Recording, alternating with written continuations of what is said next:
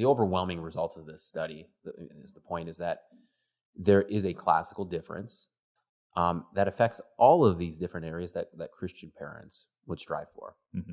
And I mean, for the most part, it says, okay, if you go public to kind of a private evangelical school, in most of these categories, you're taking a step up. Yes. But the step up that you take from the public to the normal private Lutheran school, right? Is that fair? Yes.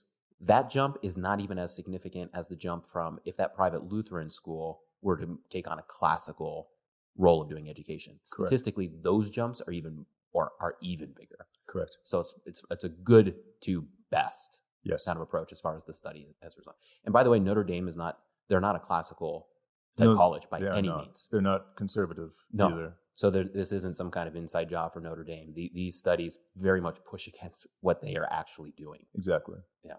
Yeah. So do you find this rhyming? So there's the statistics. Do those statistics make sense? Yeah. So without even doing the study, I could have told you that that's exactly what you should expect. Mm-hmm. And there's an obvious reason for it. The reason you're going to go from a jump from public school to private evangelical or private Lutheran school is because in a private Lutheran school, you are going to be teaching the Bible. You're going to have hopefully mostly Christian and mostly Lutheran teachers teaching the Bible to these children. And the Bible will do its work. However, the way most Lutheran church schools are set up, even though they want, right, to have God in everything, in reality, most of their subject areas are what you would have taught in the public school. So you have math and you have science and you have literature and so forth, but you're basically following Common Core curriculum guides, exactly what the public school would do. Is that a bad thing? That's a very bad thing because it makes it look like religion is just another subject instead of an all-permeating core to everything that you're learning. God cannot be an add-on. Also because sometimes unknowingly, you're bringing in assumptions that simply are not biblical when you bring in curricula that are not explicitly Christian. So it's not enough, in other words, to not teach evolution. You'd be like, hey, cross that out in your textbook. Mm-hmm. It's not even enough to simply say, well, we believe in creation. You want to, through every step of the way of science, be marveling at God's design and God's creation. Same thing with mathematics, with God's order. Same thing with literature. What books are we choosing, and why would we let the secular world decide that for us? I looked at one, and it was in a Lutheran, it was a Lutheran school. I think it was second or third grade.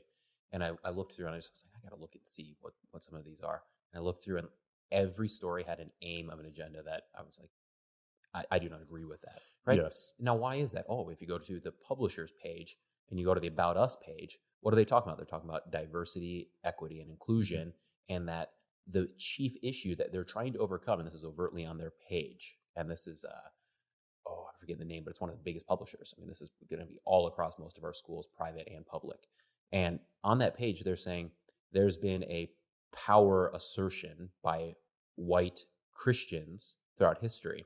And therefore, for equity to take place, we need to reverse and push back against that. So we need to introduce stories that are against that kind of narrative because we've been indoctrinated by Christian type thinking. So the way to fix that is to indoctrinate with non-Christian type thinking. Yes. So if that's the publisher's overt on their webpage, you don't have to like go on 4chan or anything crazy like that. Like just right there. Exactly. If that's their belief statement, and those publishers are then putting together a third grade curriculum, why do you think they're choosing the stories that they're choosing that your children are going to read throughout third grade? Mm-hmm.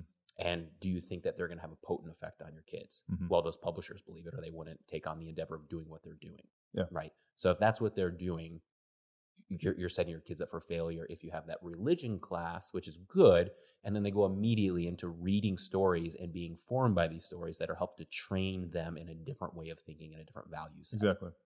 And what it makes is for sort of a schizophrenic view of reality. That is that you've got your religion on the one hand, and then you've got kind of real life on the other. Mm-hmm. And we simply cannot have that separation between the church and religion and life Mm-hmm. and knowledge and so forth. If God is the creator, and of course he is, and if the Bible is the truth, then all of that, God and his truth, will permeate every single subject that you learn about. Otherwise, it's in the end useless to know. This does not mean, though, that you're throwing out like much beloved books. So, for example, I went to a Lutheran school until I was 12 years old. It wasn't classical, but I learned English grammar, and a lot of what we learned was actually could be easily adapted into a classical model. So, for instance, at our classical Lutheran school, we read Laura Ingalls Wilder, right? Mm-hmm. It's good. It's primary source. It doesn't teach anything even close to liberal or progressive. It teaches patriotism, hard work. The father is an actual man, Mm-hmm. right? Who leads his home, who loves his wife, who cares for his daughters, right? And a Lutheran school that's doing that right now is doing exactly what a classical school should be doing. You're Mm-hmm. using a primary source, and you're using something that you chose or somebody chose because it taught you not only history, but moral character and Christian virtue, right? And the test is, though, to do that throughout all of literature.